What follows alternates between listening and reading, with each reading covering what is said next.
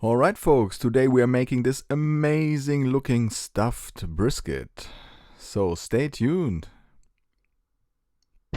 It's time to grill.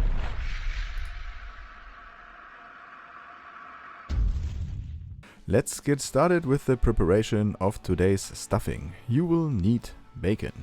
I'm using 250 grams of bacon cut into thin slices.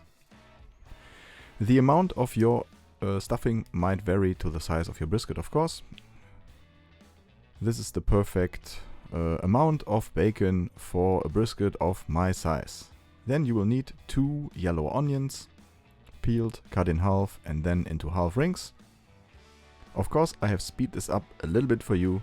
Cutting might be a little bit boring. Then you will need a cast iron pan. We have already preheated the cooking zone of my Landman 3-ton gas grill.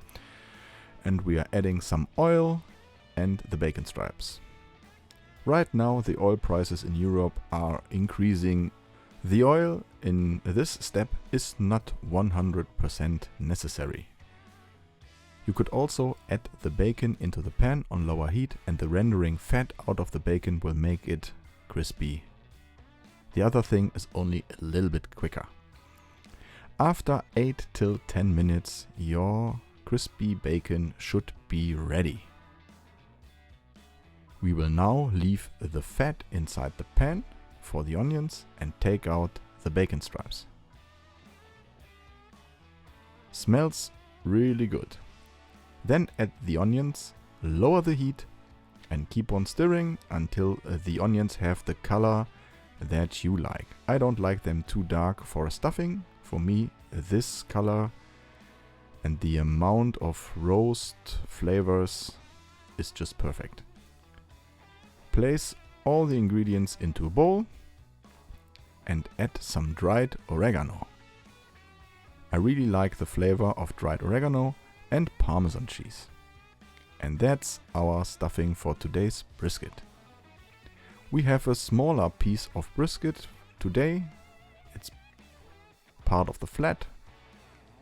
It won't take too long from a cooking time perspective. I also decided to take away a little bit of that fat on top, but make sure not to cut away too much of the fat. Fat is really good when it comes to brisket. Then take a sharp knife on one side and open the brisket. Just make sure not to cut more than one hole into the brisket. Sometimes it does make sense to put your hand into the brisket and feel whether it's too much space or if there's anything in between. And then add the stuffing. If you now have the feeling that you want to recreate this dish at home, make sure to check the video description. We have a whole list with all the ingredients and measurements in there. As soon as you're ready with the stuffing, all you have to do is close this side of the brisket. There are many ways possible of doing this. I used a medium-sized wooden skewer, but of course you can use a metal skewer if you have one, or 10 till 15 toothpicks in combination with butcher's twine. There are many ways possible to get this brisket closed. Only one final step ahead before the brisket hits the grill. We are using Jack and Smoke seasoning. If you don't have Jack and Smoke, you can use salt and pepper as a mixture. Sprinkle over everywhere and then put it on your grill. We have already preheated the GMG Daniel Boone grill and we are setting the temperature to 100 degrees Celsius, which is approximately 230 degrees Fahrenheit. After 6 hours, your brisket looks like this.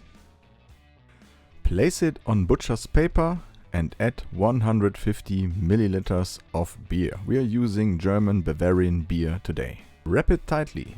You should check if you have more or less the same amount of paper on each side of the brisket. Higher the temperature to 140 degrees Celsius and after 3.5 hours your brisket could look like this. You should let it rest on the cutting board for 15 minutes. And look at that, I really like the color, I like the crust. And it's really soft. here is the result after cutting through it. We have a nice smoke ring, we have juicy brisket, it's tender, and the flavor of the stuffing in combination with the beef is really, really delicious. I would really recommend doing that. And of course, as always, I'm gonna give this a shot right now. Can't wait to hear what you think about that. Leave me a comment, hit that like button, and subscribe if you haven't subscribed yet. Really delicious.